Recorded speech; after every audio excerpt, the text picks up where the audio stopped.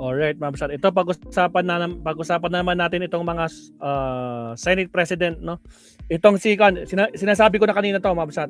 So, hanggang ngayon, hindi pa rin binabati ni Cayetano itong si Gatchalian. Hindi na normal. Bakit nga ba, attorney? Bitter, di ba? Bitter na bitter. Oh. Ayaw pa rin tanggapin. Nasira yung plano nila, Sir Renato. Wala nang maraming paligoy-ligoy pa. Diretso sa punto na. Maiksi lang ang komentaryo, pero diretso sa punto. Maraming kuro-kuro. May tiwali, may totoo. Dito, sa puntong diretso tayo. Punto, diretso. Again, sa mga bagong pasok, huwag kalimutang mag-like and subscribe. Salamat po. Ang matindi mga kabunyog kay Cayetano, ano? Grabe, sobrang bastos. Sobra talagang bastos, sobrang kapal ng mukha. Walang delikadesa. Kaya tama nga si Tulfo eh. Anong sabi ni Tulfo? Sabi ni Tulfo, yan si Cayetano. Ano yan? Ang hindi nagagawa ng normal na tao, nagagawa niya ni Cayetano. Tama si Rapi Tulfo dyan eh, mga kabunyog. Ngayon kung na-realize na natin yan, ang hindi nagagawa ng normal na tao, nagagawa nitong magkapatid na Cayetano, lalo na si Alan. Imagine niyo mga kabunyog. Kung magkatao ka, kung ugaling tao ka, anong gagawin mo? Talo na kayo. Nakuha na nila Gatchalian yung 13. Sila na yung mayorya. So dapat, graciously, tanggapin mo yung defeat.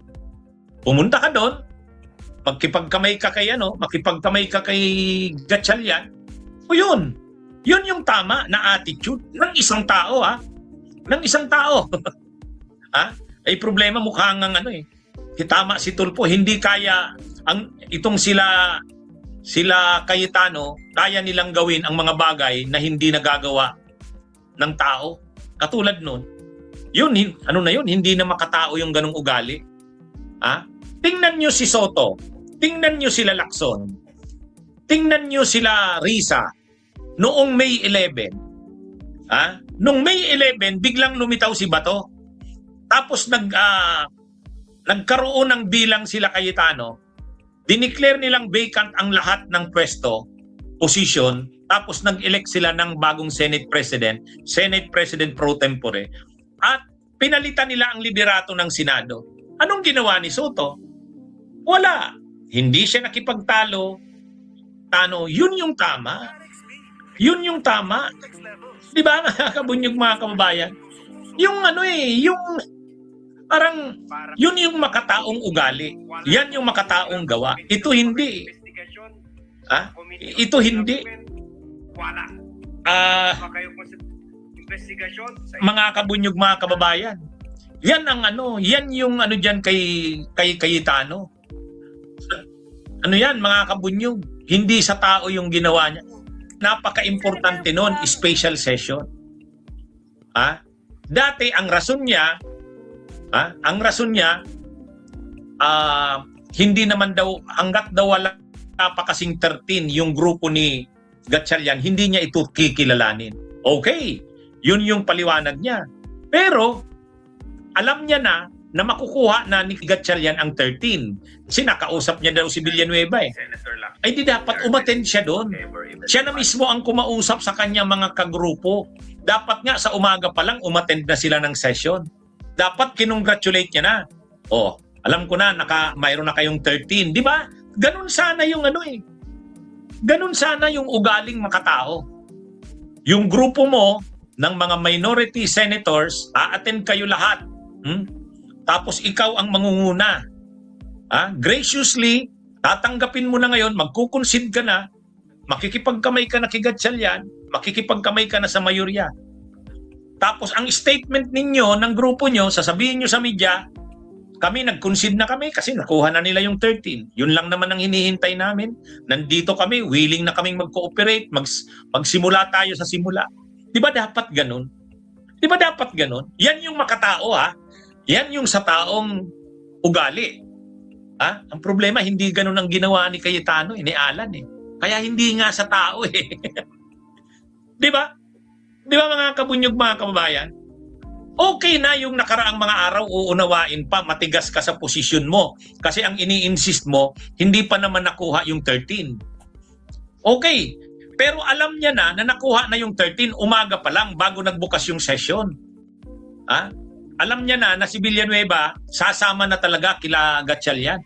So dahil alam mo na yan, dapat matuwa ka na i-anunsyo sa publiko na sa mga kababayan naming sa buong sambayan ng Pilipino.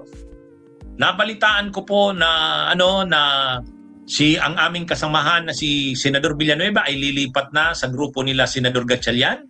Sa ngayon, nakuha na nila ang 13. So ako, nag-concede na ako, a-attend kami sa session na ito dahil para ito sa ating mga kababayan. Kung magkakaroon ng pagpapalit ng liderato ngayong umaga, mag-i-elect ng Senate President, dadalo kami, pero mananatili kami sa minorya. Ganun dapat, di ba, mga kabunyog? Ganun dapat. Kumbaga, yan eh. Yan yung sa taong ugali. Yan yung sa taong attitude or gawa. Ang problema, hindi ganun ang ginawa ni Cayetano. Hindi sumipot sa session sa umaga, hindi sumipot sa session sa hapon. Siya pa naman ang leader ng grupo na yun. Ano ba naman na mag-concede ka na, tanggapin mo na, okay, sabihin mo sa grupo nila Gatchalian, win.